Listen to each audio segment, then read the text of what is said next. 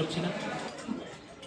যে পরিচয়টি আমার এখন দেওয়া হলো একটু সংশোধন করছি যে আমি বর্তমানে প্রসিকিউটর হিসেবে দায়িত্ব পালন করছি। তার চেয়ে আমার বড় পরিচয় আমি আল্লামা দেলাওয়ার হোসেন সাইদি সাহেবের ডিফেন্স টিমের একজন সদস্য ছিলাম।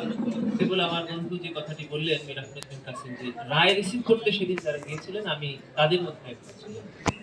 আমরা অল্প কয়েকজন জুনিয়র সদস্য সেদিন ট্রাইব্যুনালে উপস্থিত ছিলাম, যেদিন ওনার বিরুদ্ধে মৃত্যুদণ্ডের রায় পড়ে শোনানো হয়েছে এবং রায় শুনে উনি আল্লাহর কালাম তেলাওয়াত করে এই রায়ের প্রতিবাদ শুনছেন।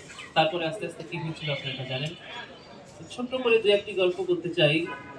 ওনাকে যেদিন প্রথম এই ধানমন্ডি সেফ হাউসে ওনাকে জিজ্ঞাসাবাদের জন্য আনা হলো, তখন আমরা সকলেই সেই সেফ হাউসের বাইরে উপস্থিত ছিলাম। মুমিন ভাই ছিলেন, ইমরান ভাই ছিলেন, সকলেই ছিলাম। ওনাকে একটি অফারই করা হয়েছিল তখন সরকারের পক্ষে, সেটি হলো আপনি স্বীকার করেন যে আপনি এই অপরাধের সাথে জড়িত এবং আপনার সাথে যারা আছে তারা সকলেই এই অপরাধের সাথে। উনি দ্ব্যর্থহীন ভাষায় এটাকে অস্বীকৃতি জ্ঞাপন করেছিলেন যে আমি একটি মিথ্যা আমার মুখ থেকে বের হবে না এবং যে অভিযোগ আমার বিরুদ্ধে আনা হয়েছে এগুলো সম্পূর্ণ অসত্য।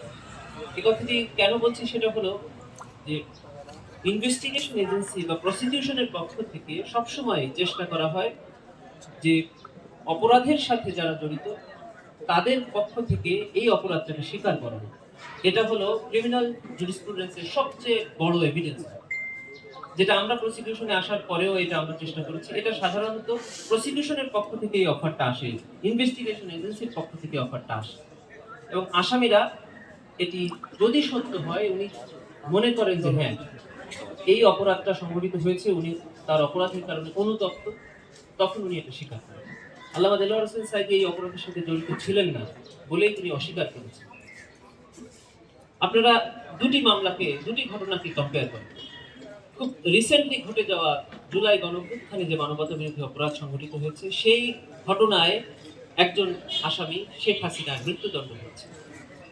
সেই মামলার সাথে আপনারা যদি আল্লামা দেলোয়ার হোসেন সাইদি সাহেবের মামলার তুলনা করেন, দেখেন একজনের মৃত্যুদণ্ড হওয়ার পরে সমগ্র দেশবাসী খুশি হয়েছে এবং তার দলীয় নেতাকর্মীরা সেদিন চুপসে গেছে।